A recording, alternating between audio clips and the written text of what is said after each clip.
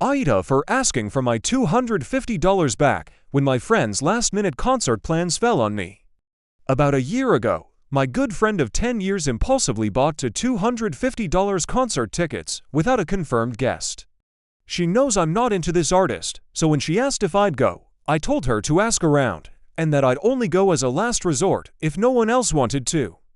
I'm a people pleaser and have a hard time saying no. A few weeks later, she texted saying no one wanted to go, adding, "So far everyone has said no. What is wrong with PPL? This is wild. I'll ask one more personal now."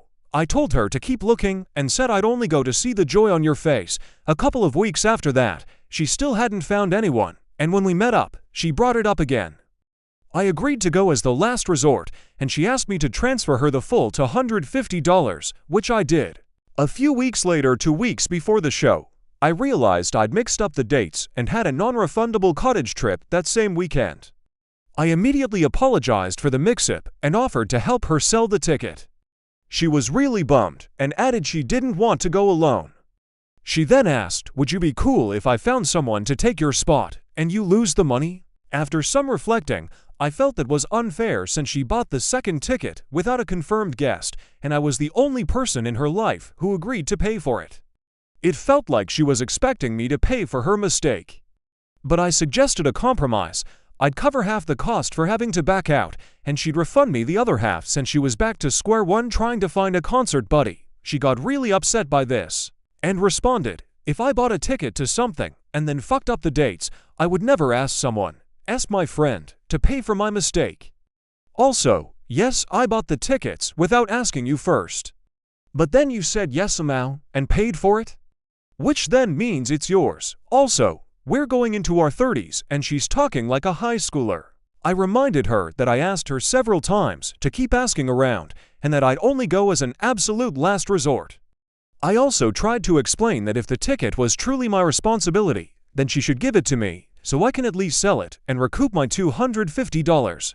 To this she responded, "If you want to resell it and force your friend to go alone, that will have a huge impact on our friendship. The fact that you're in this predicament is because of your own mistake. It's too bad you can't just own up to your mistake and deal with the consequences." It felt like I was being backed into a corner. Either I let someone else go on my dime, or I tried to sell it and lost her as a friend for forcing her to go alone. To me, I felt that covering half the cost of the ticket was a generous compromise here. Throughout this exchange, I tried calling her several times to talk like adults, but she wouldn't pick up.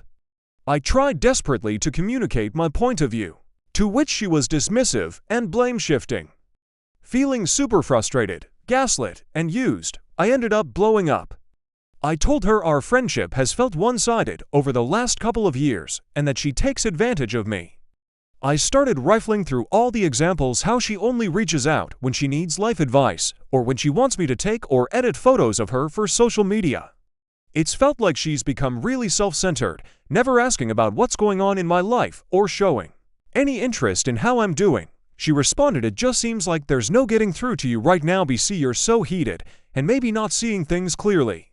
We're not going to see eye to eye, and I don't want to be dragged into a fight." After a few days to cool off, I made peace with losing the $250 and just felt lousy. So I messaged her apologizing for snapping at her and asked if we could get on a call to clear the air. She ignored me for over a week and until after the concert. Her sister went with her with my ticket. She posted all about it, how incredible the night was, and her sister commented, "What a night.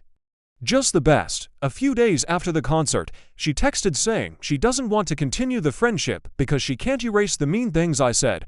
I sent a final message apologizing again for my tone, but explaining I felt hurt and devalued as a friend, but wished her well. So after everything, I was left feeling taken advantage of and sad that I've lost friend of 10 years over a measly $250. We haven't spoken in a year. So Reddit, AITA here.